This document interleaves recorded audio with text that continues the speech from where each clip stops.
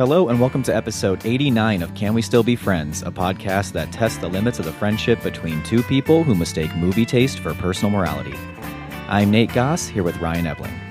This episode, we're doing things a little differently. Instead of picking a movie and focusing on it, we're going through our personal lists of the top 5 movies of 2020. And we've picked 2 that we'd like to discuss more in depth. I'm thinking of Ending Things, the latest film from writer-director Charlie Kaufman, and the powerful documentary Time, directed by Garrett Bradley. Both films have a ton to talk about, and on the surface, they seem pretty different. We'll talk about why they stood out to us this year, and what they have to say about the will to keep on going. 2020 may very well prove to be a turning point in films. After months of delays, studios began to release movies directly onto streaming platforms or video on demand. It doesn't look like movie theaters as we know them will survive, and some predict that we're seeing the end of movie theaters altogether. Given all the tumult of 2020, a movie's release was a much less publicized affair. In fact, just remembering what came out this year is a challenge. We wanted to talk about what we saw this year and think a little more deeply about 2 that challenged us. Keep listening.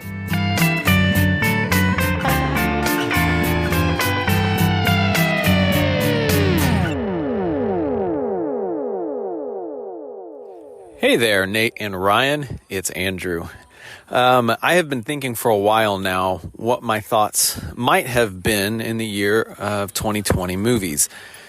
And at first I even told Nate, I'm not even sure I watched that many movies because I kind of slotted myself in that category of a dad who doesn't go to the movies. And then I remembered 2020 was 2020 and nobody went to the movies. We were all stuck at home and we all watched what we could get on Netflix and Amazon Prime and Disney Plus and Hulu and all of the rest.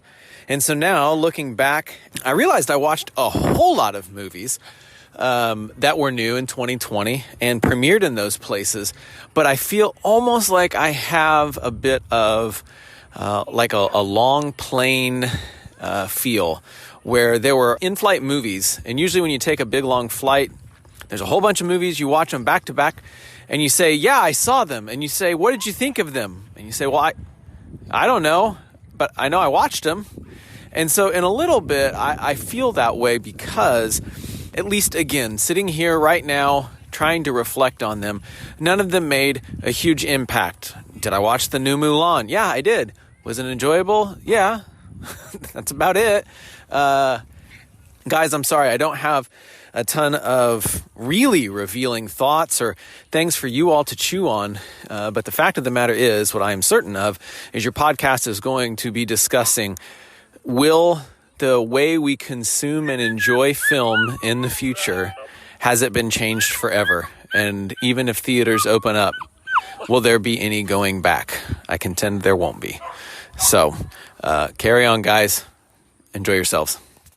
That was a friend of the podcast, Andrew, who calls in fairly frequently, doing a great job of leading us into our kind of mindset here, heading into talking about movies for 2020. And our plan was and is to talk about, list off our 5 favorite or top movies. I don't even think either of us feel comfortable calling them favorites. It's hard, a weird thing. Yeah, and so anyone who's listening, that yelping in the background was not the movie industry trying to get our attention again. I think it was it was he let me know after he sent that was a dog in the background, his dog. So, but I love how he compared 2020 to watching movies on a plane. Nailed it. That's nailed exactly what I've been trying to put words to in the way I think about even like if I hadn't had Letterboxd and I couldn't look at the images of movies that came out this year, I couldn't have even brought things to mind. And that was even a common refrain on our own social media when we posted, hey, everyone, let us know what your favorite movies were on Facebook or Instagram. And I shared it on my personal Facebook because we weren't getting a lot of response. And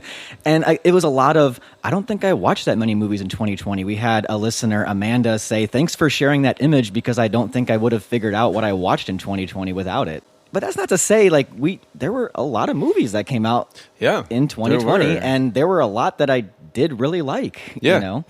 They will definitely stick in my mind as movies I watched in 2020. Like I will remember that period of my life when I watched this movie was just that weird pandemic period. I kept hearing people, especially within like podcasts I listen to and stuff, they talking to us about how much they miss movie theaters. And Yeah. I for a long time in 2020, it was like I agreed with it to a degree, but I was also kind of like, but I'm, I don't know. It's I guess I'm okay. I got a lot to watch. And then it wasn't until I that November, December month where I did start to just miss movie theaters. Like I wished I could take my boys to the movie theater. It's something that as a parent I had been looking forward to doing a lot of with my kids. They always had seemed just a little too young, even though we did take them to the theater a lot. And I thought, and they're a really good age right now for it. And I don't know what that's going to look like in the future. Do I think movie theaters are going away? No, not necessarily. But I don't know what it's going to look like. I mean, what was it? AMC said they're probably closing most of theirs or not reopening, Yeah. See, what I wonder is, do movie theaters kind of just become like community type events as far as just getting together and watching things on a big screen? Is it going to be like libraries hosting older movies? I just can't imagine that movie theaters will go away completely. Right. Now, do we need can the multiplexes sustain I don't know. the business model as it is now? Does it always have to be the newest, latest movies on the screen? Right. I don't know. Maybe the movie theaters will be more like, we're going to show this classic movie and we do it like once a month and it's for the community. I don't know. Yeah, it'll be interesting. I mean, Warner Brothers made major waves by saying that from here on out, they're releasing everything on HBO Max. Maybe concurrently with theater, but definitely it's going to be on HBO Max, including Dune, including Wonder Woman 1984. Now, was it from here on out, or was it sort of like we're making this decision indefinitely? But I guess it was indefinitely. But I think their intention, at least they said, especially I think after Christopher Nolan kind of made a big deal out of it, and I think that they said this is a temporary measure after that. Yeah, like after that, they did backpedal a little bit. But yeah, I honestly think part of that was sort of like gauging the temperature on that. Like, if they didn't get that backlash and everyone was like, oh, cool. Then I imagine. Oh, then they would have. Yeah, and other people would have fallen in line. What's kind of funny is how was it last year or the year before when Steven Spielberg and others were kind of leading the charge to tighten up the Academy rules, and to not include movies streaming that were movies only. don't get counted, and now it's like, well, it's all we had. Everything was streamed, so it's interesting. I do think it kind of just accelerated what was already happening. Yeah. It's a double-edged sword. Yeah. Because boy, is it great to be able to watch these movies as soon as they come out. At the end of the day, with how many streaming services you got to subscribe to watch all these, right? I mean, you might have been better off just going to the theater and paying the ticket price. Yeah. When you count it up at the end of the year. Yeah, and what I would have imagined could have happened but didn't seem to is that the playing field would be a little bit more level for smaller movies. Yeah. And I don't know what happened, but it doesn't feel that way exactly. The movies that I think we're going to be talking about are smaller as far as like scope and budget, but they are from mostly established filmmakers. But at the same time, it makes it harder to know what a smaller, quote unquote, smaller movie is, because I'm thinking of Ending Things got pretty much the advertising and the release of anything else, anything else on Netflix. And so smaller budget, maybe smaller interested audience potentially, but what bigger and smaller means now is different. And just the volume. I mean, Netflix is going to be releasing an original every week this year. Original movie? An original movie. Wow. I remember someone had made this remark. I don't remember what the title was, but it was a Netflix original movie, and it was in there on their menu. It was in their hidden gems section. It's like, it's your movie. Yeah, you can't. Why are you hiding it? If it's hidden, that's your fault. Yeah, you wrote the algorithm. It is such a hard thing to navigate because you do see these directors that are amazing filmmakers, and they're getting budgets they've never had before because of Netflix. Yeah. Like, Netflix is putting the money into this. Yeah. But, if nobody sees it, because you're just kind of on to the next thing. Right. These movies have, like, at most a weekend shelf life. Yeah. Like, you either hear about it the weekend they come out, or they just get buried a lot of times. And if everything's on streaming platforms and you don't have that subscription, there's no way to watch it. It's all been changing. And, one thing that kind of came to mind, I couldn't help but keep thinking of Steven Soderbergh, who, with his movie, I think it was Bubble, back in I don't know when that was, 2005, 2004, something like that. He released it theatrically on DVD and streaming all in the same day. That's right, yeah. And everybody was like, what are you doing? And he was like, I'm trying to make all the money at the same time. Like, those are the ways that movies make money. I'm going to do it all at the same time. And now Bubble was a tiny movie. And so there was very little, at stake for him. But he's been kind of on the vanguard of streaming and on the vanguard of different long-form storytelling, even with his movie Che. To say, I'm making a 4.5 hour long movie about Che, you can watch it broken up if you want, but I'm releasing it as one big thing. Right, yeah. But that's just sort of the way we consume things now. You could say The Queen's Gambit is a mini-series of 6 episodes, or you could say it's a, 8-hour-long movie. Yeah, and that was the big debate. You heard this a lot around Small Axe. Steve McQueen's 5 film, I guess. It was an anthology of 5 movies, but, was it going to be considered a TV miniseries? Show? Is Small Axe one thing if you're going to nominate it, or do you nominate individual movies within it? Yeah. I mean, and these are petty things, but Right. they just sort of highlight how much there was to change. How everything changes. Yeah. And also kind of how arbitrary some of our rules were. Because, however many ways there are to look at it, the way it's produced, the way it's released, the way it is, the time length. Yep, the running time, yeah. It's like, okay, this is a movie, but it's kind of released as a miniseries, they call it on Amazon. And it was originally aired on BBC. Right. You realize how much theaters played a part in that. Like, of course, it was easy to figure out what a movie was and what a television show was when one was aired on TV and the other one was in the movie theater. You would never, never would play all 5 episodes of Small Axe in a theater unless it was like an art house. Yeah, theater. unless it was like an all-day marathon, special event kind of thing. I think we're just going to keep seeing those waters getting more and more muddy. You know? Which is going to be interesting. Like, what does that mean for this podcast even? Like, sure, yeah. We're going to start having, we're going to have to start to figure out, like, what's one that's fair game for us to talk about as a movie podcast and what's not. Yeah, and Small Axe has already been debated between us about that. And that might be, you might hear more about it later. But I think we're going to see theaters that stay afloat are going to have to cater. Not necessarily like more comfortable seats, bar, like table service or whatever at the theater, but like, how are you going to handle something like Small Axe? How are you going to cater to niche audiences? And I think that puts, interestingly, the small theaters at an advantage, potentially, because they have been doing this. They've done this programming, and they don't have 12 screens to try to figure out how to fill. Yeah. They can do big events. And like you were saying, is this just going to be kind of community event sort of thing? And I don't know. It's just really interesting. Again, this is all speculative. Yeah. Well, we got a lot to cover. We do. Sorry, yeah.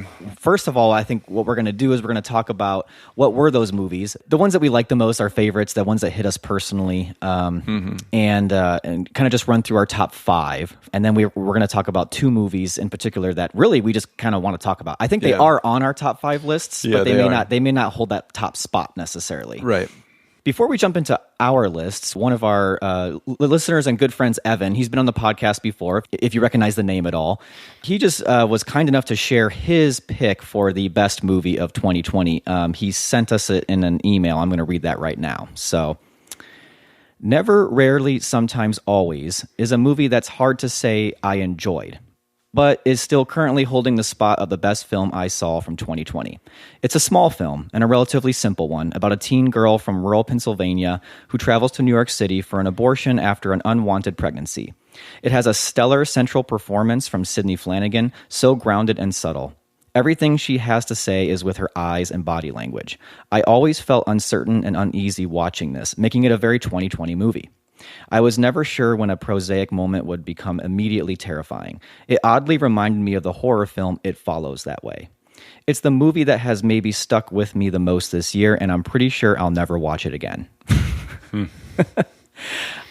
I didn't see that movie. Did you see that movie? No, I mean, I've wanted to. I know it's on, I think, HBO Max. Yeah, it's on my list. I don't have that. Yeah, it's on my list too, but now I feel slightly warned off it a little bit. I know exactly what he's talking about. I've had movies like that. In fact, a movie about abortion. And yeah, I mean, 4 months, 3 weeks, 2 days is amazing but Yeah. just devastating. Right. That one I never watched again, but I still think about it occasionally. Yeah. So it seems like this might be a similar one. I probably will see it eventually. Yeah, it's weird when you get those recommendations that are like, I never want to watch it again, but you have to watch it. Yeah. Yeah. I mean, those movies definitely have a place. They do. Yeah. So yeah, thanks Evan for sharing that. I always like hearing Evan's favorites because they're always slightly out of left field, but he's always got a really compelling case for them. For sure. Yeah, thanks, Evan, for that. All right, so let's go ahead and pivot to our top fives for 2020. Let's start with number 5. Might as well. And then we'll just work our way up. And we're going to do this pretty quickly because we still got to get to our movies that we're actually going to talk about a little bit more in depth. So, Ryan, what's your number 5? My number 5 is one that I know you saw and you didn't love all that much, or you whatever, just didn't connect with you. I just found it to be really great in its execution, in the kind of strange way that she made a documentary. It's Kristen Johnson and her documentary Dick Johnson is Dead.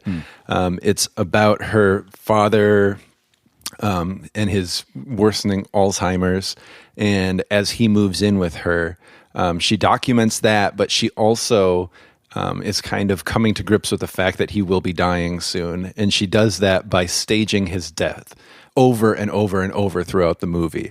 And it's funny and shocking every time her dad dies in the documentary. It's just like documentary footage of him, and then all of a sudden air conditioner falls on his head, and it's so startling. But then you see the next footage is of the stunt man and like the way they staged it, and I just really found it extremely moving and really funny, and a really beautiful affirmation of a person's life, a seemingly a very good person's life, and a really honest kind of warts and all view of coming to grips with your parents' death. Yeah, it's a remarkable achievement. I think it only works because of who Dick Johnson is. You know, it's fearless. It's a fearless movie because of how deep it goes into just dealing with death, the idea of death and people dying and someone you love that you know is, slowly kind of reaching that point in their life.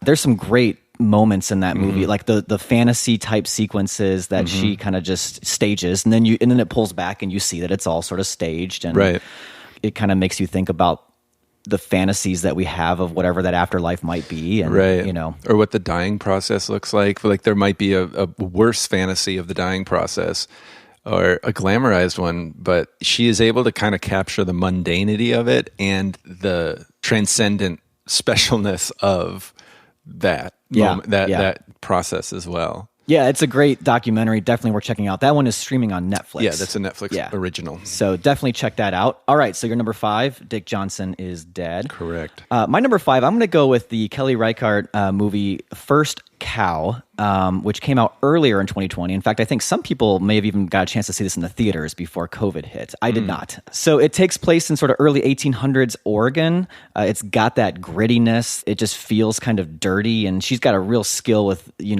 putting you right into that context. And it follows, it's sort of a movie about friendship as well, and it's about these two guys who kind of meet up, one of which is a cook, and the other guy is a Chinese immigrant. And they sort of develop this, it's an entrepreneurial thing that they get into where he makes they're like oil cakes, I think is what he calls them. And they create a business. And the cow comes into play as a character.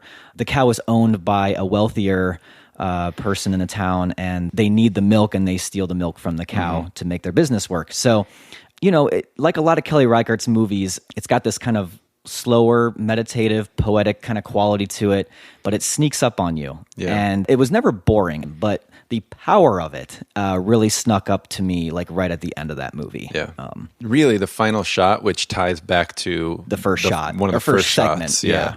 In a way that's just really unexpected and simple, but really just drives the whole movie. Yeah, it's quite a punch. Yeah.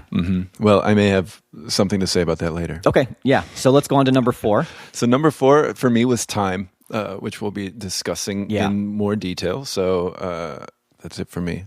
Time. Okay. We'll talk more about it. We're going to get more into it, so we don't need to. Yeah, and I have a feeling it might show up somewhere on my list as well. You don't say. My number 4, I'm going to go with a movie called Sound of Metal, directed by Darius Marder and starring Riz Ahmed. This one's actually pretty simple to explain the synopsis. It's essentially he plays a heavy metal drummer. He's in a band with his girlfriend, and he starts to lose his hearing. He pretty suddenly does lose his hearing. Yeah. Ruben is the name of the character. It's really just about Ruben coming to terms with, his identity is wrapped up in music. And so to lose your hearing, it's like he's losing his identity. Yeah, I mean, it's not just the music that was his identity. It was the music is his connection to his girlfriend, who he feels was his connection to a life out of addiction. Right, yeah. And so as a recovering addict, music and his girlfriend grounded him, not only served as his identity, and losing the music and entering into the treatment facility for hearing loss, he has to lose his girlfriend essentially too. And so he's completely adrift after years of these identity defining elements. Right. I think it's also kind of a movie about how this is a person who has sort of willed his way out of addiction. Yeah. And a lot of that involves him needing to have control of everything. Yeah. And so but he never really controlled his addiction, so he feels like it's a really like a razor's it's a fragile edge there thing. for him. Yeah. And so to lose control like that is something that he also needs to come to terms with in the movie. There's so many little elements about what this movie is. It's got a little bit of a horror element even. There's a part of it that's just scary. It's scary when he starts to realize he's losing his hearing.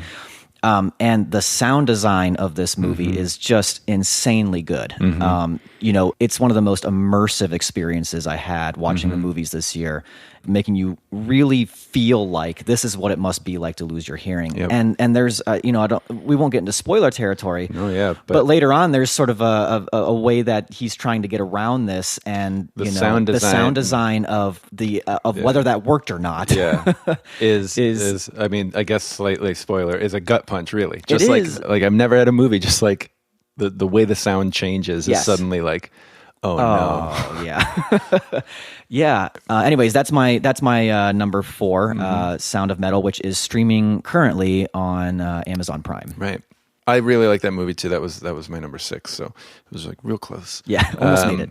And then my number 3 is I'm Thinking of Ending Things, the other movie that we're going to be talking about. You don't got to talk hardly at all. No, because that means you're going to have to pick it up later to fill in all those gaps. We'll see. My number 3 is also I'm Thinking of Ending Things. What do you know? So we can just move on. Yeah, we can, because we'll definitely get into that later. And my number 2, you've already mentioned, First Cow. I'd seen Kelly Reichardt's other movies, Old Joy, Wendy and Lucy, Meek's Cutoff, Certain Women.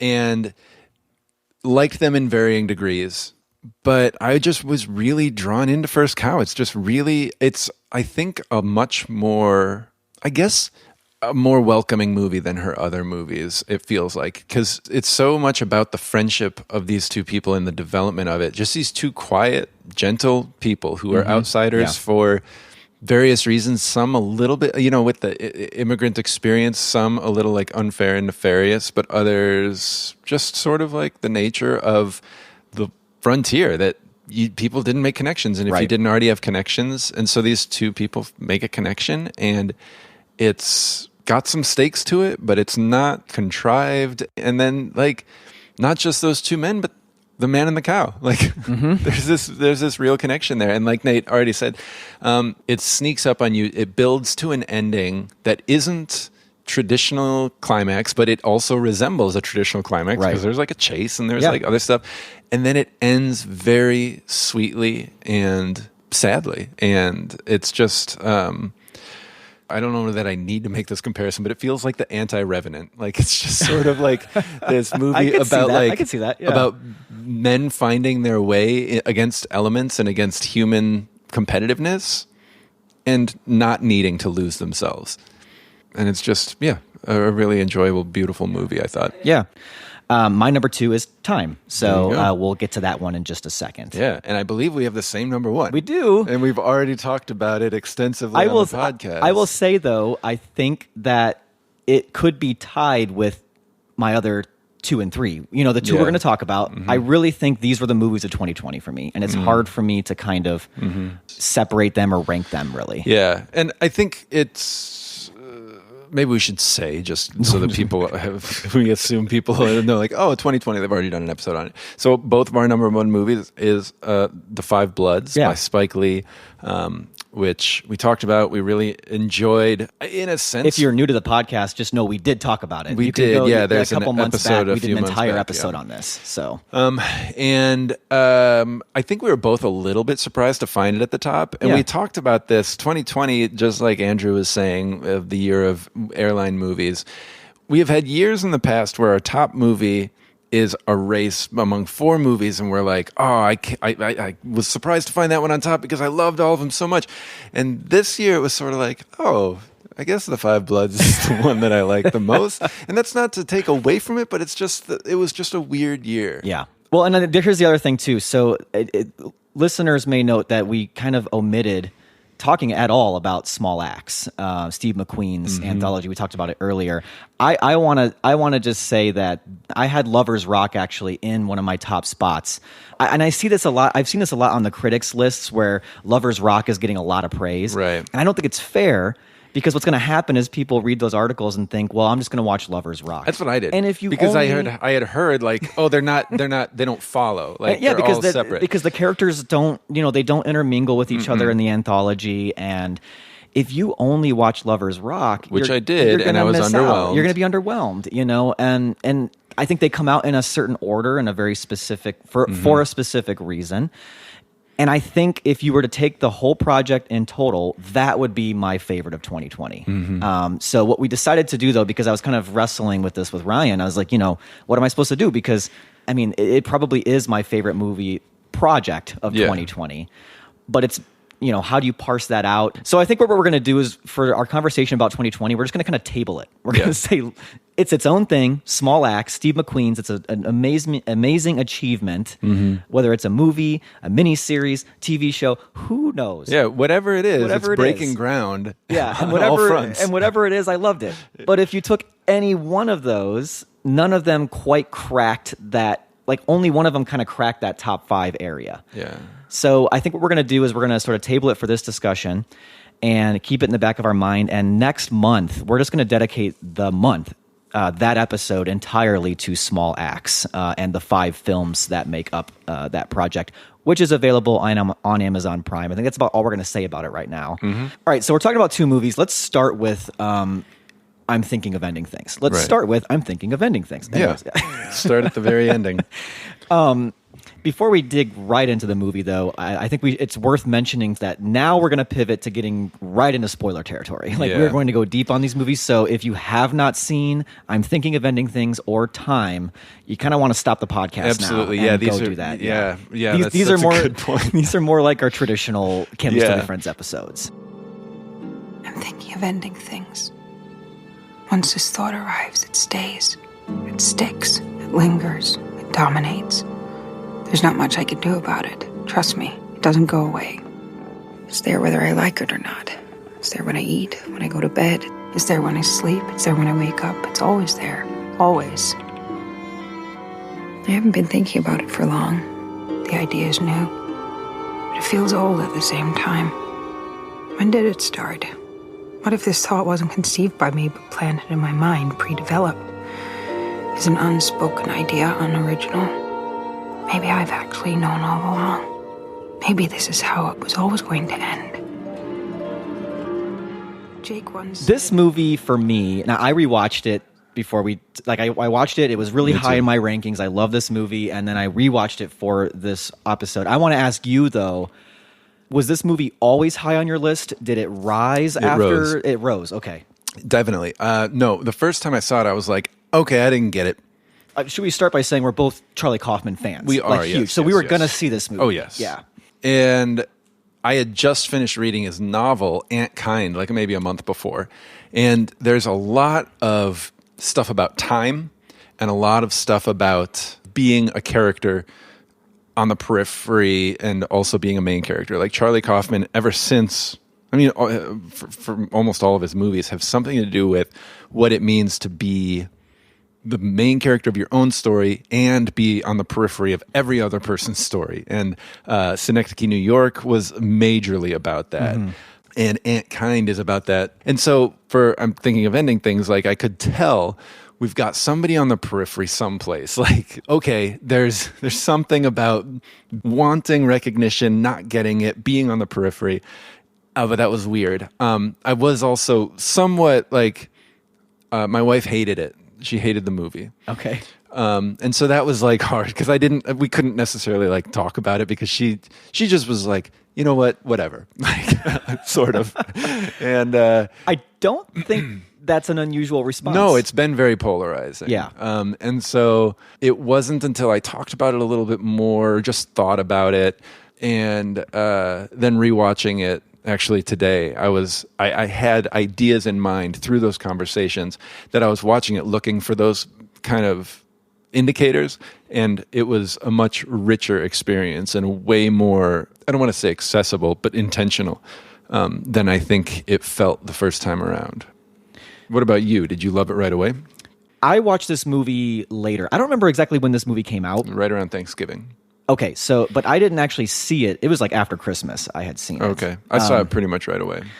And so I think I had kind of soaked in, even though I didn't really read many reviews, I kind of soaked in the sort of polarizing aspect of it. And I didn't read Aunt Kind. And as much as I love Charlie Kaufman, there was a part of me that was kind of like, I don't know if I'm in the mood for his thing. Right now, yeah. You know, but then I was just basically trying to catch up, and I was like, all right, I'm going to have to watch this. And I think I was just pleasantly surprised at how much I enjoyed getting right back into Kaufman's world. I was really surprised, especially after how much I had read, how much I laughed at it. Like, I thought this was a really funny movie in a lot of parts. Like, laugh out loud funny. Like, it was like, wow. I don't know what that says about my sense of humor. I think, but you had heard that it was heavy and dark and creepy, right? Yeah. So if that's what you're looking for, then you might have been like, oh, well, that is actually really funny, the way that they're talking at the dinner table. Right. But that oddballness, I was just kind of really digging. And then I was also just drawn right into it. Like, it's a movie I kind of had to lean forward into because you've got to pay attention. And I remember the first time I watched it, I put the closed captions on because, I've watched it with closed caption both times. You know, not that I was having a hard time hearing anything. I just kind of wanted to see what they were saying so I didn't miss anything. And I will say, it's a pretty mumbly movie, though. It is, but also, like, I will say, as much as we can talk about how this would have been maybe a better, different experience in the movie theater, I liked being able to pause it, go back a little bit, rewatch a scene even. Like, I missed that line. What was that line? I wonder what that's talking about. I did that so much today, yeah. And this might have been a movie that's kind of made for streaming in that way. In a sense. And so, anyways, that's just, I really did, it hit me right the first time. I can't say I understood it. I still don't think I fully understand it, but I can't even say I had a good grasp of, like, at all what it was doing the first time. But you were down for the ride a little bit more. I was, and that's what mattered to me. And I also had felt like I was kind of in a rut at the time. Like, I watched a lot of movies that I had heard people loved, and I was like, that's fine. I don't know. And then this movie came out, and I was just like, yeah, I dig this. This is different. This is great. This is like, I am fully on this ride, you know? And I can't make full sense of it, but I'm having a surprisingly good time watching this. And I also had to recognize that it was my kind of movie. Maybe a movie, and we can get into, like, even what the movie's talking about. Like, it's a movie that was kind of programmed for me to like it, you know? Really? In what way? I just think that, like, I think one way I put it to you is, like, the way it's just kind of so far up its own ass, you know, that, like, it's David Ehrlich over at IndieWire. The way he put it a little bit nicer is that it's a movie that's, you know, eating its own tail, which is kind of saying the same thing. Right. But first of all, I think, I mean, we're going to get to who I think is the real, like, Jesse Buckley is insanely good in this movie. So good that you could definitely miss it. Yes, the opposite of what she critiques about Gina Rowland. She quotes Pauline Kael critiquing about Gina Rowland. Anyways, I just can't get over what she pulls off here. It's unbelievable. And I had never seen her in anything before. I've never seen her. You hadn't seen Chernobyl? No. Oh man. So I had never. She was just, to me, that was another thing that was just like, this is, Like an it's that feeling of when you quantity. see someone you've never seen on screen before and you're just like, this person's incredible, you know? Yeah.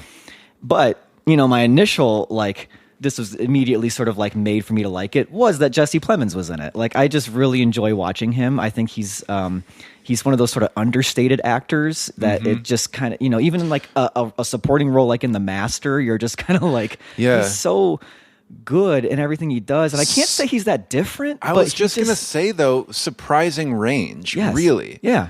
Because even though he often plays a kind of quiet character, they're very different in the way that they're quiet. Todd in Breaking Bad is not the same kind of quiet as the character in The Master. Who's not the same kind of quiet as with Jake. explosions is Jake, which is so different from his character in Friday Night Lights. And even like his silliness in Game Night, you know, like as that neighbor, he's just it's the same character-ish, but he's so good at that range and also pulling out everything you need out of that type of character. Like if you need funny, I mean, he's pretty. There are some hilarious parts, and the way that they work off of each other, especially in that car ride. So, anyways, that to say, I was kind of like won over by it right away, and then I rewatched it for this episode, and I was actually expecting me to maybe not like it as much the second time because without that initial kind of like what's going on here, like I don't know if it really was just about the ride. Yeah, but as a whole piece, it made more sense to me by a long shot the second time. Yeah, because there's a fair amount of catch up that you have to play as an audience member. That you are just understanding that the young woman is not one person, if she exists at all, and that this is not a movie about her. That within her role, she is playing several different people. Not just through the names, but even within responses between like she says something, Jake says something, she responds. Those two responses could be completely different people, sort of.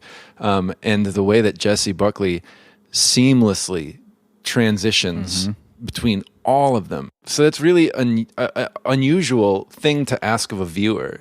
It's almost inviting you to really figure it out. But the way to absorb it is to not be trying to figure it out, just be observing what's happening. Right. And I think if you can find the comedy in it, that's what lets you kind of keep going on that sort of lighter skating through the movie. I mean, I think that's a lot of what at first you get from the supporting characters of, you know, Toni Collette as the mother and David Thewlis as the father. I mean, I don't know. I mean, maybe you didn't think a lot of that stuff was funny, but I mean, that dinner scene is both equal parts awkward, like psychological horror and comedy all rolled up into one. I tried to imbue my work with a sort of interiority. Interiority? So you paint inside? Well, inside my head. So a landscape would attempt to express how I feel at that time. Lonely, joyous, worried, sad. That sounds very interesting. Like that painting of that girl sitting in a field looking at a house. Christina's World, Wyeth. Yes, exactly. But without people. How can a picture of a field be sad without a sad person looking sad in the field? That's an interesting problem. I struggle with that. Well, I have some pictures of my work if you'd like to see them. Oh, yes. Huh? Yes. Yeah. Yes. Yeah.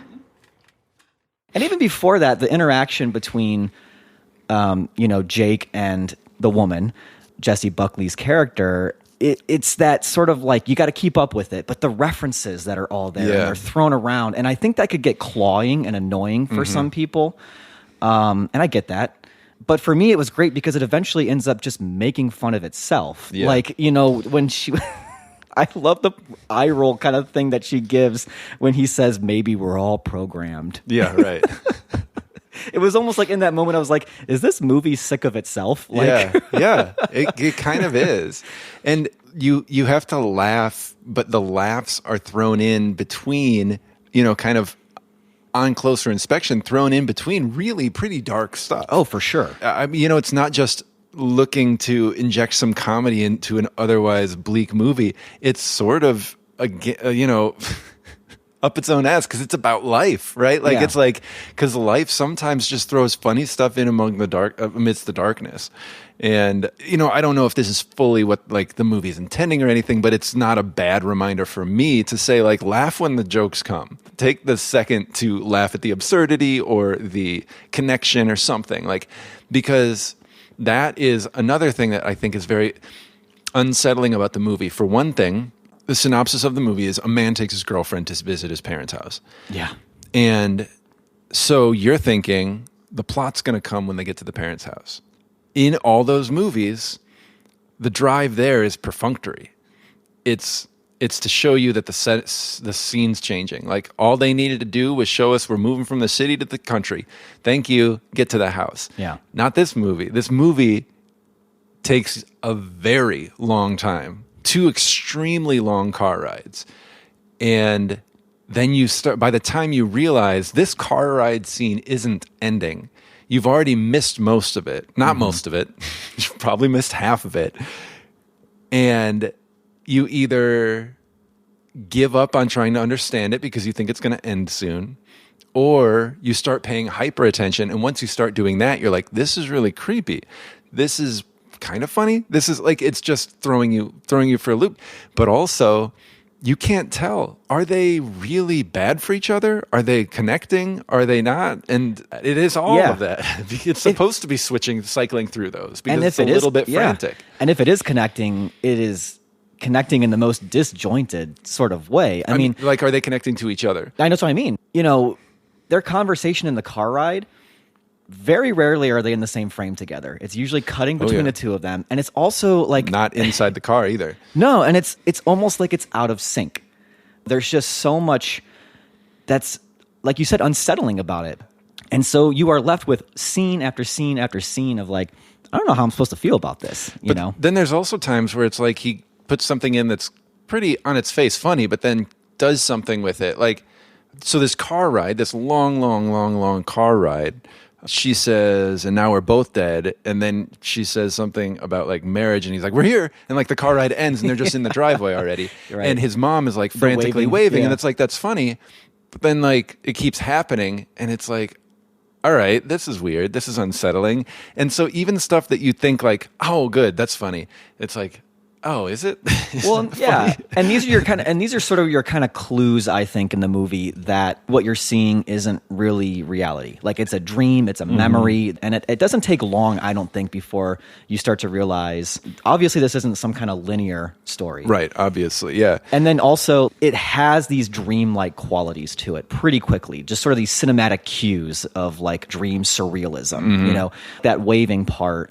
I remember that kind of being one of my first cues of like, I wonder if this kind of feels more like a memory. And you get things like that, the dog shaking, where it's almost like you get stuck in a moment. They're like loopy. These things are like loopy. They go on a little bit too long, and that's when you realize this is like we're in someone's mind. Right.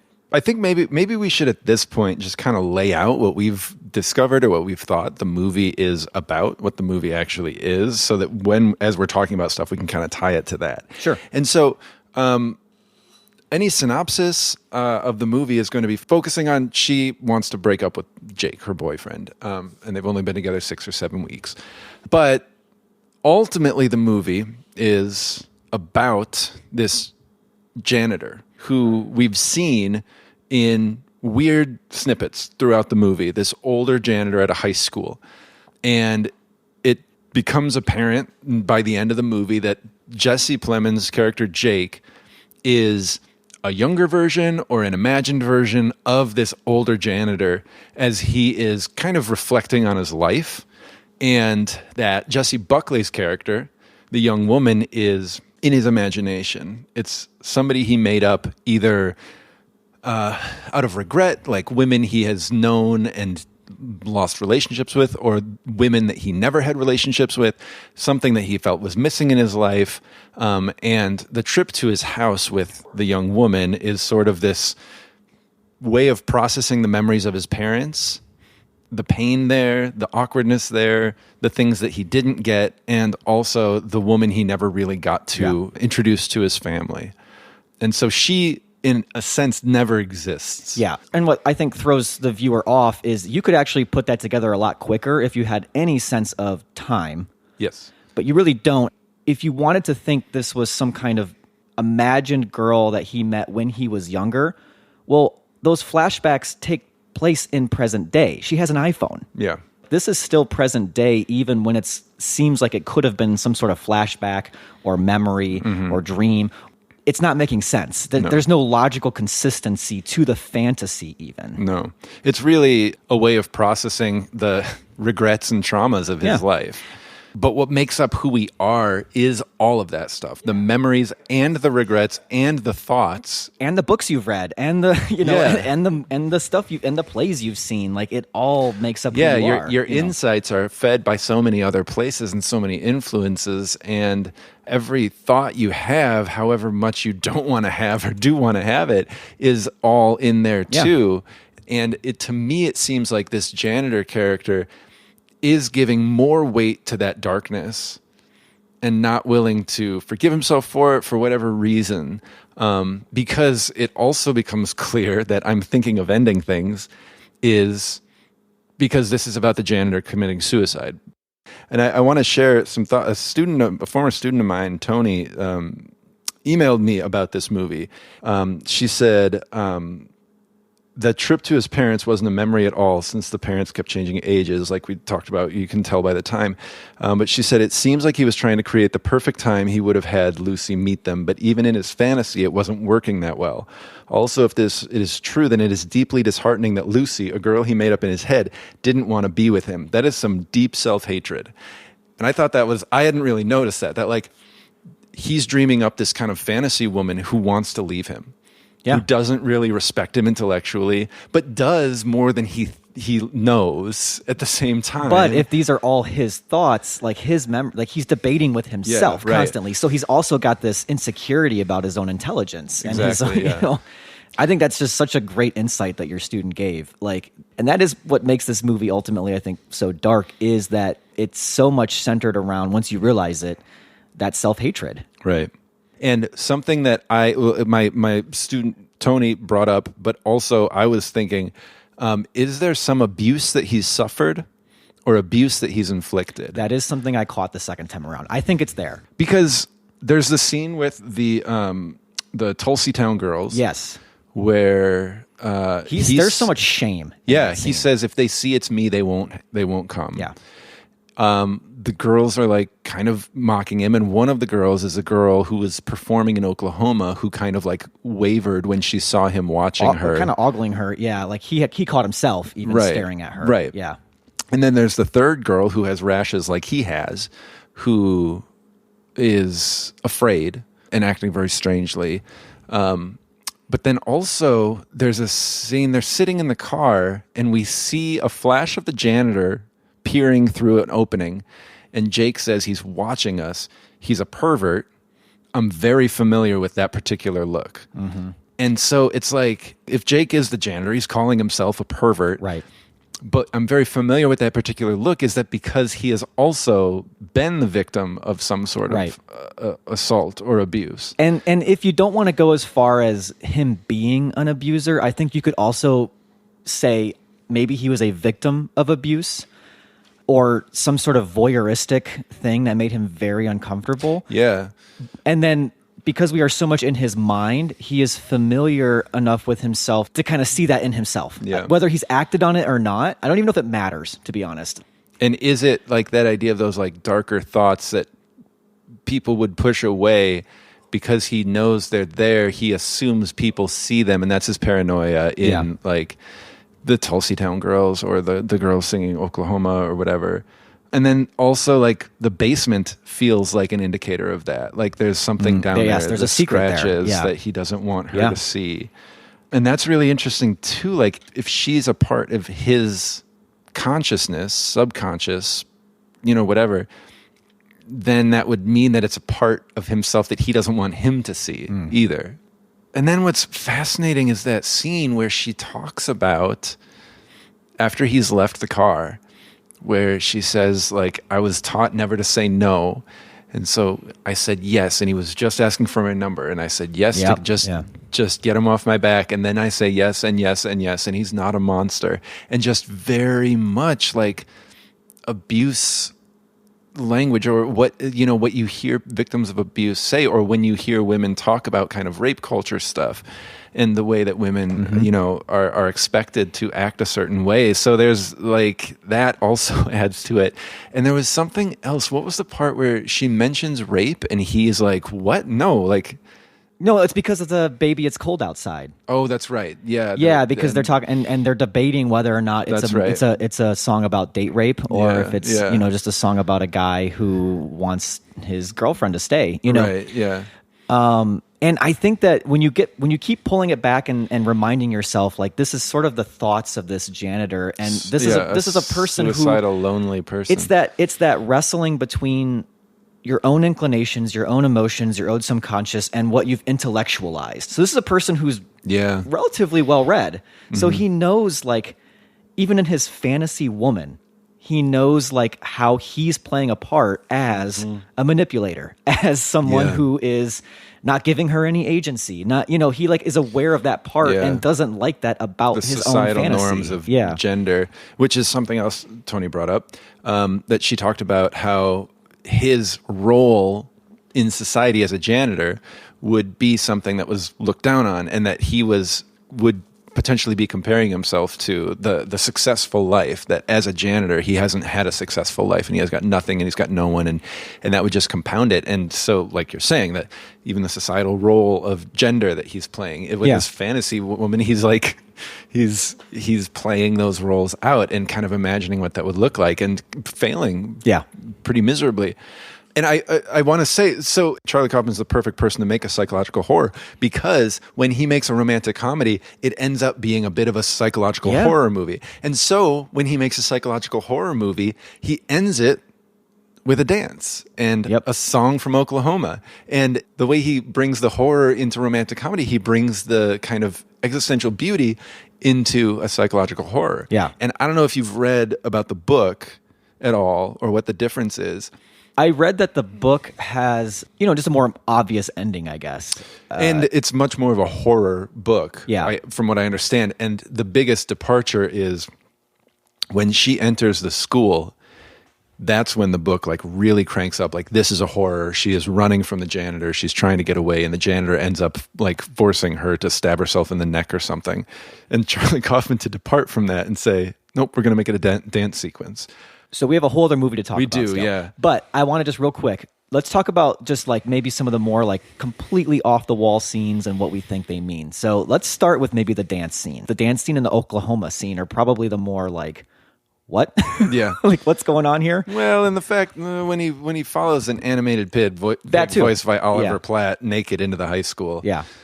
That's a bit odd too. Okay, so I guess we should just talk like the surreal, really weird ending that just kind of is not like any other part of the movie.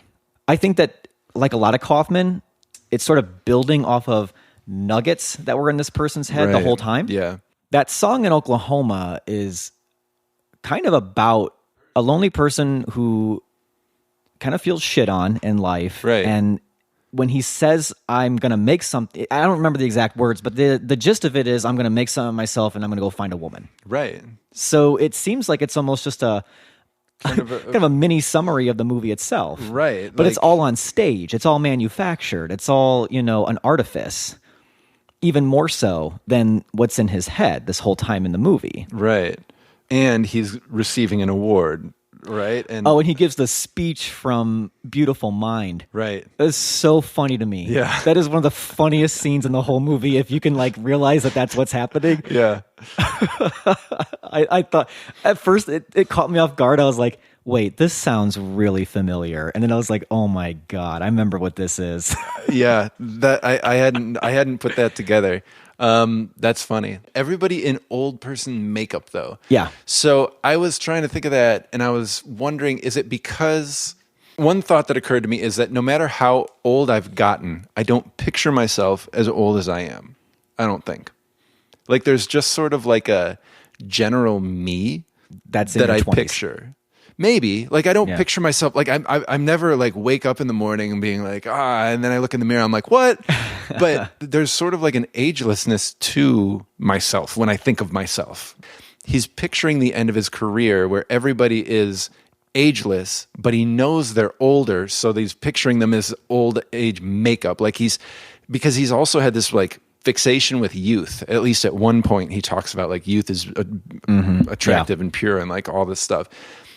But also, potentially the idea, and this one just kind of came to me, that you never feel like you figured it out, and that we're all sort of, and I can only speak for myself, I genuinely feel like I'm just playing whatever I am right now. There's some imposter syndrome sort of thing that, like, that's a possible idea. Or it's just really playing up the falseness of that vision. It's like high school production. That is how real, Yeah. and authentic. I don't know. What did you think beyond the funniness of using The Beautiful Mind? Well, I kind of, I don't know the right way to put this, but that even in his own mind, he thinks his own fantasy is pretty middlebrow or lowbrow. Yeah. Like, Beautiful Mind, not the best Oscar winner. You know, like, and I think that he's in the cafeteria watching that cheesy kind of romantic comedy directed by Robert Zemeckis, and he's liking it. You know, he Right. likes that movie. And I don't know if he's ashamed of it, but I also think he's just sort of like, I'm not as intellectual as I think I am, you know? Yeah. I mean, again, I think there's just so many layers to it. I think it's all of what we're saying. It's all there. And there's also something about how you're going to be memorialized. And there's a scene where he talks about David Foster Wallace. Right. And he talks about him committing suicide and how that's all anybody remembers of him. Mm-hmm. That's what they remember first, at least, and they've never even read any of his writing. And I think that if you're going to assume that this is a movie about him ultimately committing suicide or dying, that there's a part to that musical of just wondering, how am I going to be memorialized? The floor cracks, the door squeaks. There's a field mouse nibbling on a prune, and I sit by myself like a cobweb on a shelf, by myself in a lonely room. But when there's a moon in my window. So I'm looking at the lyrics of the song from Oklahoma. It's called Lonely Room. And it says, a dream starts a dancing in my head, and all the things that I wish for turn out like I want them to be, and I'm better than that smart aleck cowhand who thinks he's better than me. And the girl I want ain't afraid of my arms, and her own soft arms keep me warm, and her long yellow hair falls across my face just like the rain in a storm. And then it just returns back to the lonely room. And then he says, I'm not going to dream about it. I'm going to go do it. Like, that song is like a microcosm of the movie, of somebody just sitting in their lonely room. But that line, the girl in my dreams ain't afraid of my arms, is like, he is a person who feels like every person is afraid of him. And they might be. And it might be something he's done or whatever, but that's just part of his identity. And like, that is his going out song.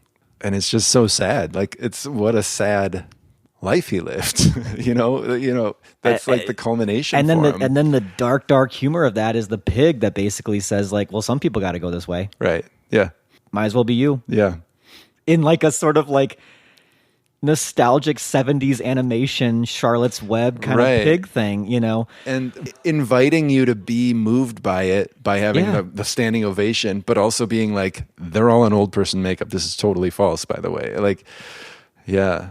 I mean, it's a deep level of horror. That's just like, holy cow, that is so dark. Yeah.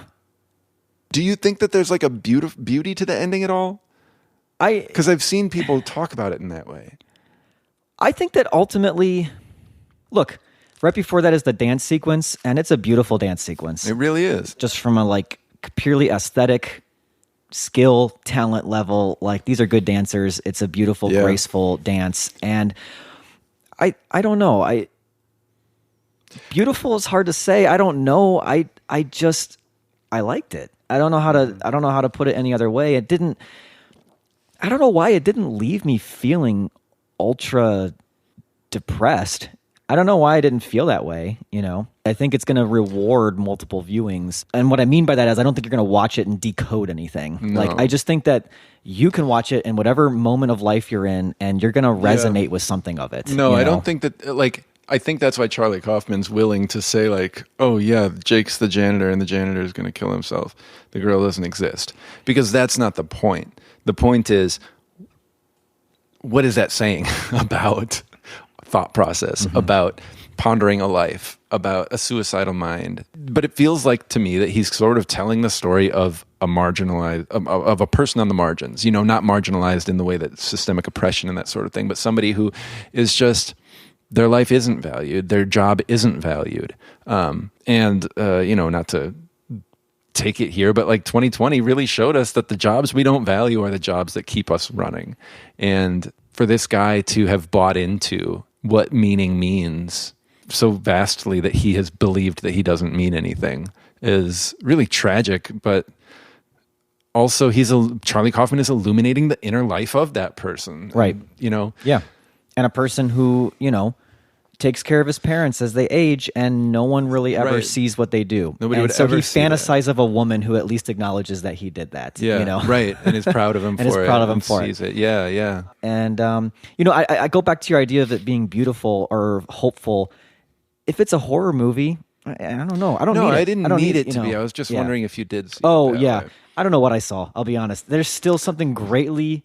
You just enjoyed that's it. just greatly confounding about this. I just really enjoy its open-endedness, you know, in a lot of ways. In some ways, it's the ways that you think it's open-ended. It's funny because Charlie Kaufman, you can look it up, basically just tells you, well, this is what it is. You know, he is the janitor, blah, blah, blah, blah. Right. But there's so many other ways, like you were talking about, that it is just so open-ended. Yeah. You know, take of it what you want, you know. And I mean, kind of like the universality of the specific she talks about. He filmed a thought, basically. Yeah, he filmed the mind. Mm-hmm. And so I think that's a good transition. We said in the intro that these movies on the face seem very different. But I think that they are both movies about people often pushed to the margins, people whose lives have been told don't matter, aren't meaningful. There's certainly a racial component that is extremely important to time, that is probably important to I'm Thinking of Ending Things, but is not in the forefront. So there are different reasons for the marginalization, for the idea of why that life is considered to be disposable. But also, I think very strikingly, Time is about a woman who never gave up. And I'm Thinking of Ending Things is exploring the thought process of somebody who's about to give up. Mm-hmm. Today is July 23rd. And a lot of things have changed since the beginning of this tape. My husband is in jail. I've been out now a week and a day after being locked up since May 24. But I know that despite how grim my circumstances may look right now, everything is going to be okay. We'll come back. A motorcycle. This one, We'll come back. Stronger than before. I'm pregnant with twins. And so it's really interesting, I think, to be talking about these movies as different as they are, and we're not going to force them to speak in concert, but the ideas of them are not so far apart. They're not even that far apart in their methods either. Really. No. I mean, I texted you this morning because I watched them back to back, and I couldn't believe it. It's not like I wanted to force a meaning on this. We're going to have two separate conversations about two different movies, and I'm kind of like, these movies don't feel that different. No. They're both really slippery with time. Yeah. Jump back and forth within cuts of each other. And even just the minute detail of, like, both these movies have so many scenes of looking out car windows driving. Yeah. They're even shot the same way, kind of. Like, they're all these visuals of what we've all seen when we look out windows. Mm-hmm. I'm Thinking of Ending Things has that cool shot of when they're looking at the power lines and they kind of like move across the screen as they intersect each other. Mm-hmm.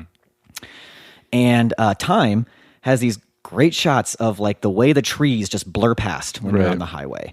Other scenes of, like, looking at a semi-truck's wheels spinning. Yeah. These are both movies that are in a way about time and that when you're thinking of driving, that's the linear passage of time, but that the movie itself is able to play around that. Yeah, that our experience with time is by no means linear, either in the way that we process by returning or in the way that things make sense. Yeah. So let's just kind of explain the story of time, too. So it's the story of Fox Rich. Is that what she calls herself? That's what she calls herself now. Yeah. Her name is Sybil Richardson. Right. And she goes by Fox Rich. And she and her husband had a clothing store business that wasn't doing well, and she kind of puts it like they did. Well, she says desperate people do. Like she said, desperate people do desperate things. It's as simple as that. Yeah.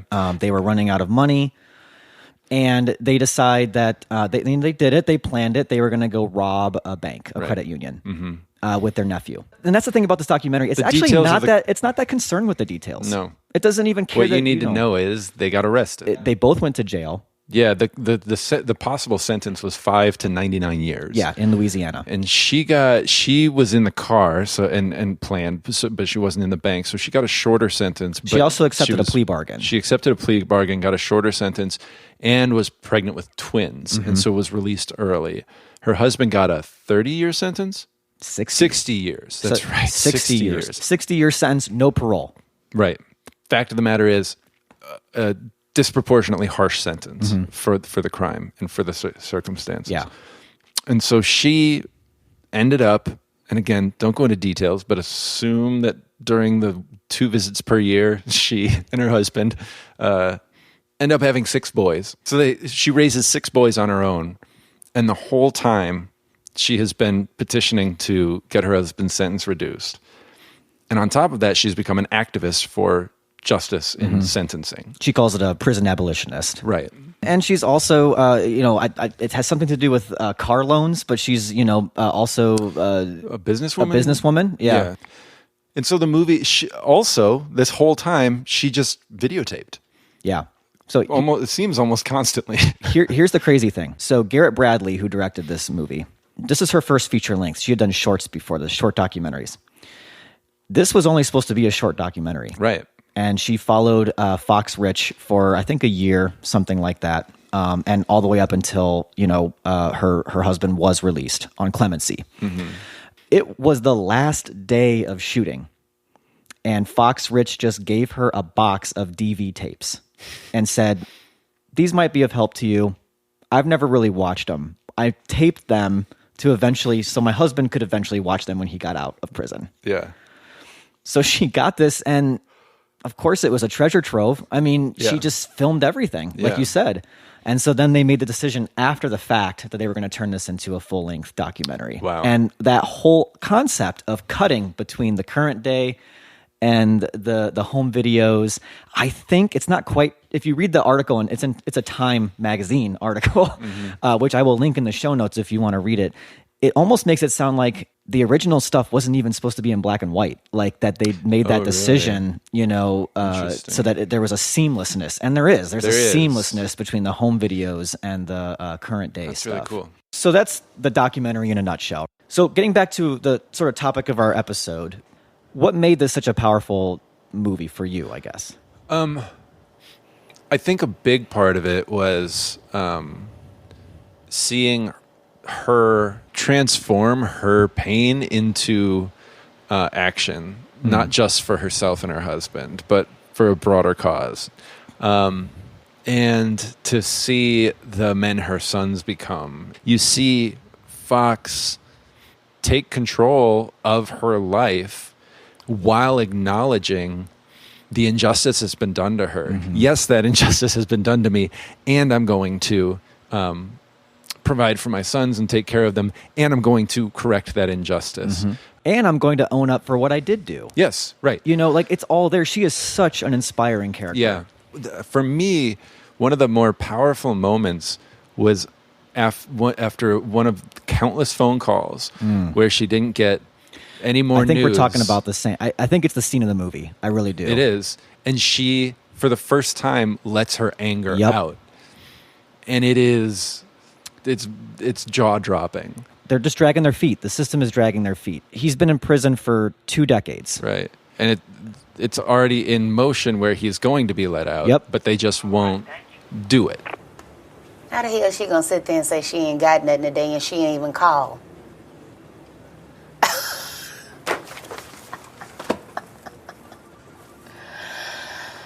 Man, these people have no respect for other human beings' lives. I mean, that just drives you crazy. No matter how sane or how cognizant or understanding you try to be, it just will make you lose your absolute mind. I'm not gonna do it. I'm just freaking not gonna do it.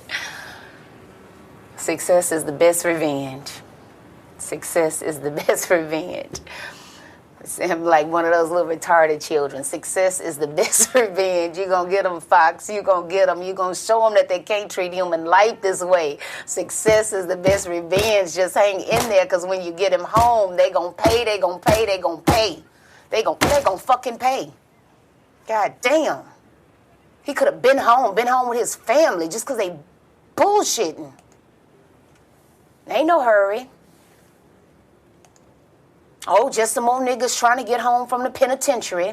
All of them will be trying to come out. If I rehear one sentence, then the rest of them will be trying to come out of there. Do you know that's what he told our lawyer?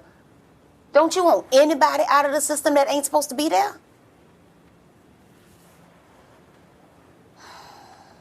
You know, I open this matter up, then they'll all be trying to come in here and get re-sentenced. Bless me, Lord. All right, what we got next? I need to work. So you putting Jonathan on. Success is the best revenge. It's something that you can tell she's used to get through this time. Yeah. Just saying that over and over to herself and to her boys. And I think that scene is where you see it crumble just a little bit. Like, she kind of realizes that even that has its limits because the system will just knock you down. The anger just comes out, and the whole time you've seen her so composed. Even when she's fired up, even when she's like giving her talks about, you know, how she overcame this, the injustices of the prison sentence, it's always with a level of optimism or a level of like, we are strong, like we will get through this. And that's just where you see the real emotion come through of what this has done to someone. And then that happens, and then it only takes a minute or two, and she just builds herself back up. Right. And says, all right, what we got next? And she gets back to her work. Right. But she sees that the system counts on her losing hope and losing her cool and getting fed up and being done with it and giving up. And, you know, to be clumsy about it, there is nothing about her that you would ever hear her say, I'm thinking of ending things. Yeah. I'm thinking of giving up. She has this strength, and I don't remember if this is from that scene, but she basically is calling out the system for being designed to break people involved in the system, especially black people. And she says, you raise a family for 20 years behind bars. You keep a family together for 2 decades in this institution. You hold on to your loved ones and your sanity in the midst of this cruel and unusual punishment. Then you can talk to me. Then you can tell me if I do the crime, I should do the time. And she's just fighting against not just the injustice of harsh penalties, but she's fighting against the system that looks to completely rob the entirety of a person and the entirety of the people around them. Because the only way for a person to survive without breaking down, aside from the way she does it, is to leave them behind. Is to say they're in prison, they're done, like they're not worth it. And that is, to me, that's the power, is that her husband, of course, is worth it. But by making it into a bigger campaign, she's saying everybody in there is worth it. Everybody who's ever committed a crime is worth it. Fighting against everything in American society that says criminals aren't worth it. People who commit crimes are criminals, and so they're not worth it. And the movie is so really subtle about how it portrays this. There isn't a lot of exposition. No. There's a couple scenes where she kind of explains what happens. But to me, it was... did you ever see Loving? Yeah. To me, it took that approach where Loving, if you haven't seen that, that's the movie about the couple first who... interracial the first interracial marriage in America. Legal. interracial marriage in America. That was the Supreme Court case. And that movie never shows you the inside of a courtroom. It just shows you that couple kind of processing the updates they get from their lawyer. It's really about their love. It's about them. And you can look up the history of the legal case. And this is similar. It's not about the process. It doesn't matter who she had to appeal to or what means. It's about her strength, her fight, and her love for her husband, and her abhorrence of the injustice. And what I love about that is that it's not a message movie. No. This is not a movie that you watch to tell people to watch and say, like, do you want to learn about mass incarceration and how it destroys families? Like, you need to watch this because it'll give you all the data, the stats. Right. It doesn't bother with that, and that's what I kind of love about it, because it actually ends up being a more powerful case for that. Right. And that was a choice in that interview, which I will share in the links. Garrett Bradley says that she wanted this to be a universal movie that anybody could watch. And the way I'm thinking of that is like, so she just really kind of made sure to, that it was entertaining, or that it was enough to keep people interested, or entry level information. But she was thinking of the families that have people incarcerated. They know this stuff already. I don't want to have to give them all that backdrop. Anybody who wants the backup story, the data, the stats on this can go do that on their own time. I want someone who even has a family member who's incarcerated to feel like they can watch this movie and it's not just a rehash of everything they already know. Not just another oppression story. Yeah. Movie's just not interested in that because it's not the story to tell. The story to tell is really about this relationship and how you keep a family together. And because those are the detours that end up ignoring their distractions, the real issues. Yeah, they're distractions. This is a movie that is so laser focused in what it wants to do, and it does it gorgeously. Like the black and white is stunning in some spots. I mean, there's profile shots of Fox. Yeah. And I love that it takes the time for this too, where she's just waiting on the phone. And it gives you as the viewer time to just kind of study her face, because you've just seen a cut from when she was like 18, 16 even. And then you get an immediate cut. It's beautifully lit, and she's a beautiful woman, but you see the age. You see the little gray hairs. You see the wrinkles around the eyes. And that's not supposed to be a sad thing. It's just the life she's lived there. Time has gone on. They make jumps, especially with the twins, where they are just like pretty much babies or like toddlers. And then there's just a cut, and they're graduating dentist school. I mean, there's no more piercing way to say that this is an entire lifetime. I mean, she says it in a voiceover, like that they don't know what it's like to have a father in their home. I don't know what your emotional response was watching this. The first time I watched it, when he comes home, I just lost it. Completely lost it. And then I was kind of like, I wonder if I watch it again, if it'll have the same emotional impact. Because you just don't, when you're watching something the first time, it unfolds a certain way, and you're kind of surprised, and it's all new to you. I might have cried more the second time. Yeah. And it's not just a sad cry.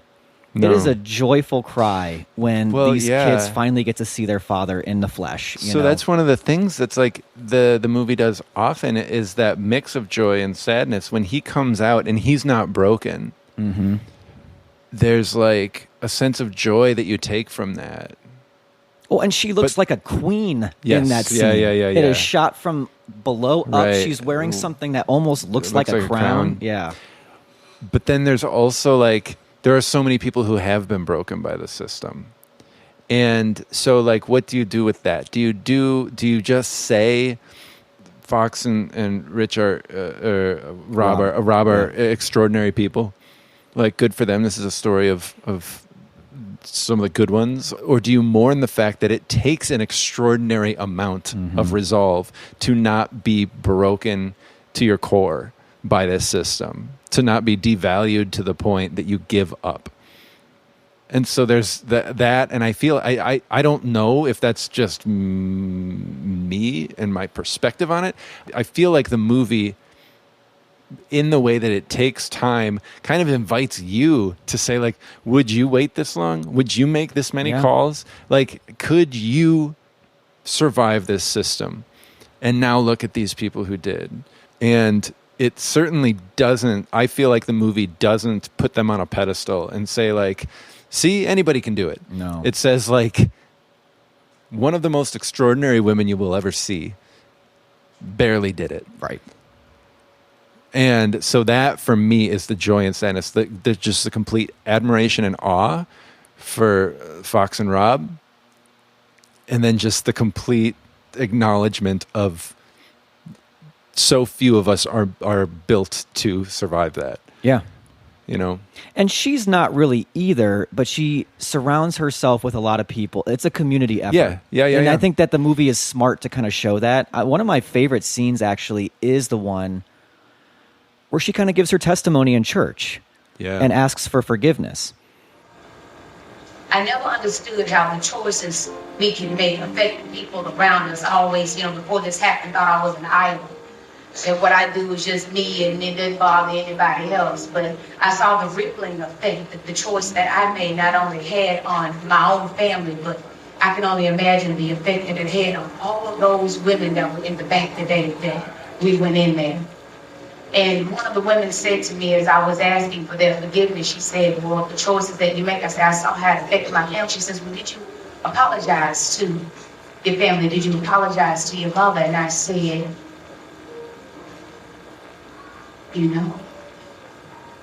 I know that I told my mother I loved her. I know that I told my mother I appreciate her. But I cannot recall asking my mother to forgive me the choices I made. And so the lady goes on, and I say, well, I'm going to go home today, and I'm going to do that. I'm going to go home, right? When this meeting is over, and ask and beg her forgiveness. And she says, no, you don't just do it like that. I want you to remember that moment when you apologize to her, just like you'll remember this moment when you're sitting here at the table with us. And so as I'm going through and I'm trying to figure out, okay, now, Lord, how am I going to do this? I can't just, get my ego out of the way and bow down and just let her, I know I feel it, but, just getting those words out, please forgive me, because I know my choice was not a good choice, and I know I hurt you. And so I thought to myself, what better way than, because not only did I need to ask for forgiveness from my mother, I need to ask for forgiveness from my children. And I need to ask for forgiveness from my pastor. And I need to ask for forgiveness from my church family. Because all of you have raised me. So to all of you, I ask that you please forgive me for the choice I made.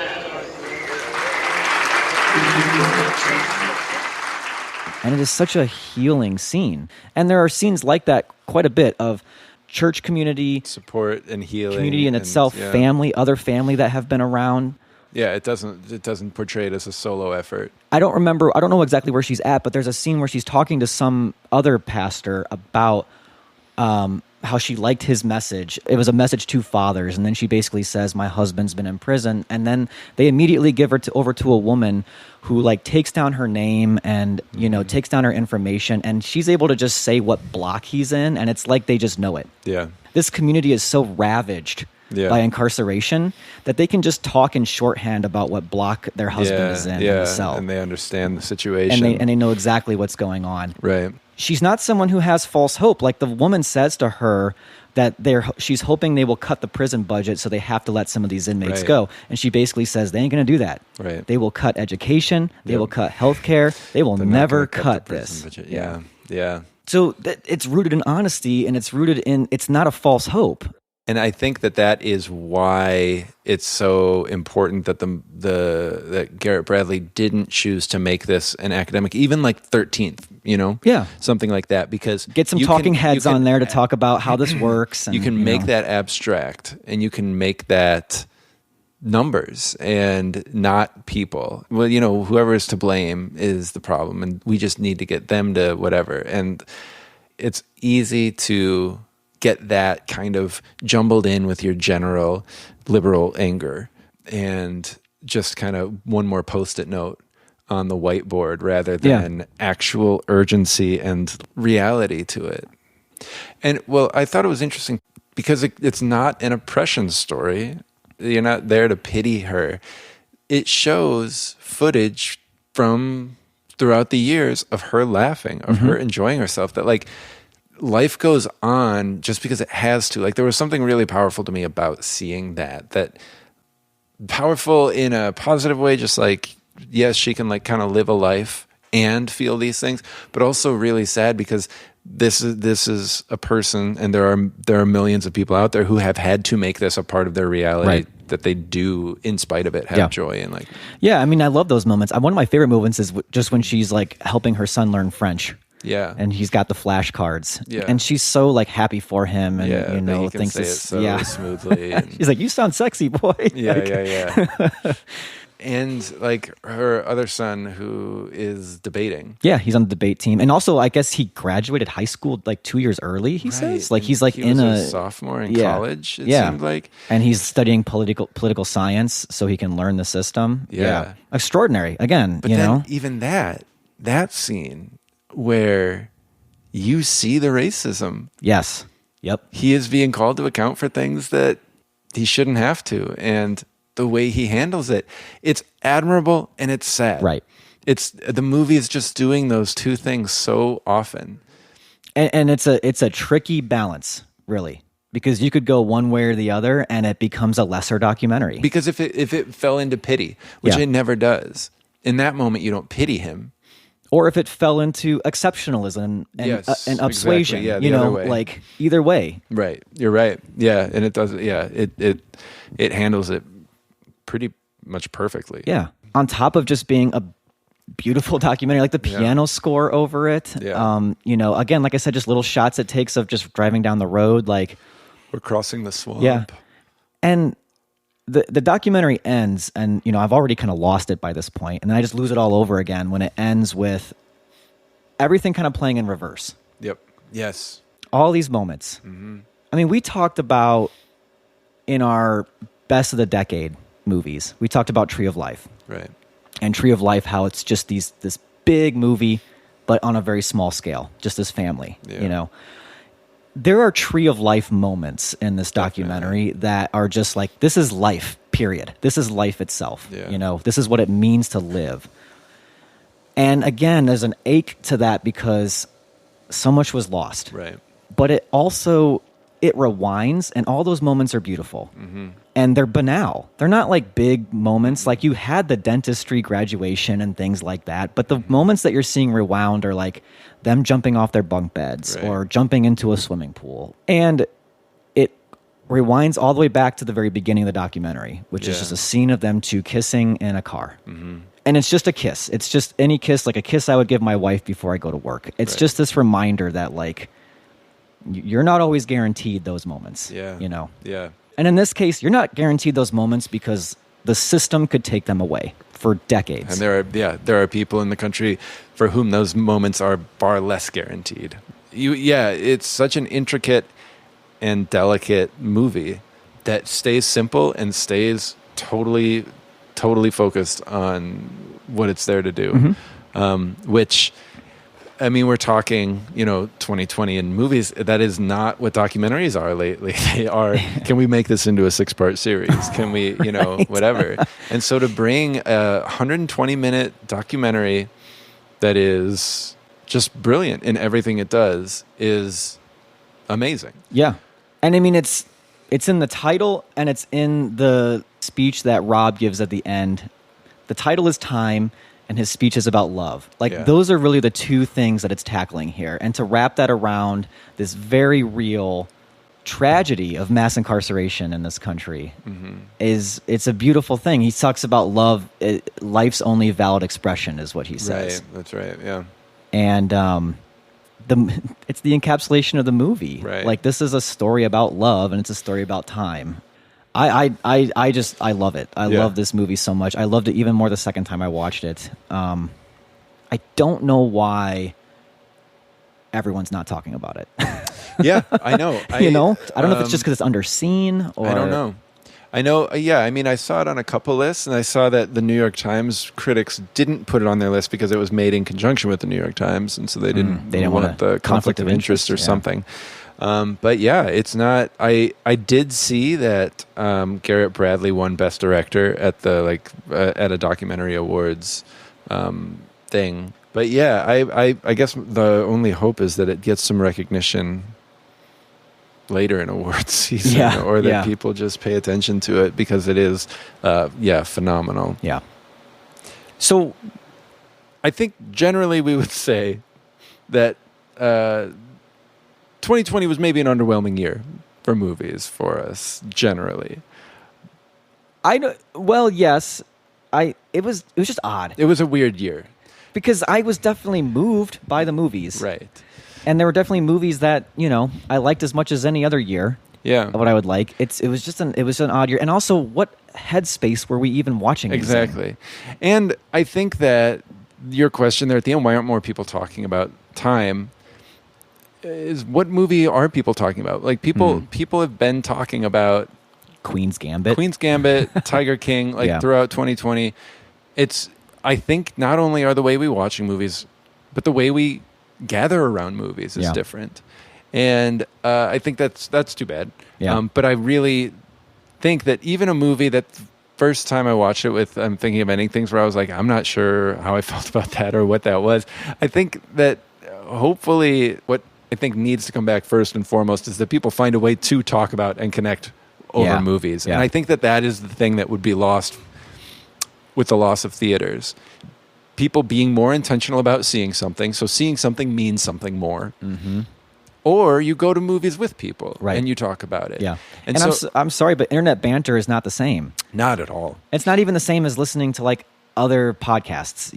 There's something I get out of talking with you in person about these things. And so I think that is probably the biggest factor in making 2020 a weird movie watching year, is just not spending time with people in person where you can talk about movies. Because even at work, our interactions with people at work are on Zoom, and it is, once the Zoom call ends, that's it. You don't have the 5 minutes before to lean over to the person next to you and say, you know what I saw, or whatever. Right. So I hope that is something that can come back quickly. Yeah. And